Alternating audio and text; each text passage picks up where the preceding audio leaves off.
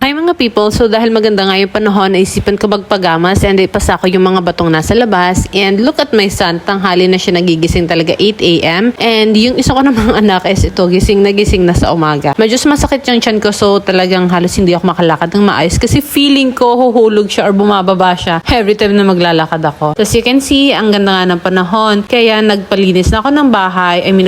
Nagpasako ako ng mga bato habang may nagtatrabaho rin dito sa loob ng bahay. So pinapatapos ko na nga yung paggawa ng tiles or pag-tiles dito sa hagdan namin because after this, pause na muna dahil kailangan namin mag-ipon para sa panganganak ko. And yun na, habang ako na andito sa labas nagbabantay na nagtatrabaho is pinalaba ko naman yung kapatid ko na si B-Boy. Mabuti nga itinulungan na rin ako nila papa, tita, and tito sa pagsusunog ng mga basura. And good thing na rin naisipan nilang kumuha ng buko juice dahil napakasarap talaga ng buko juice sa gantong panahon. Bawal na ako ng malamig but I can't resist the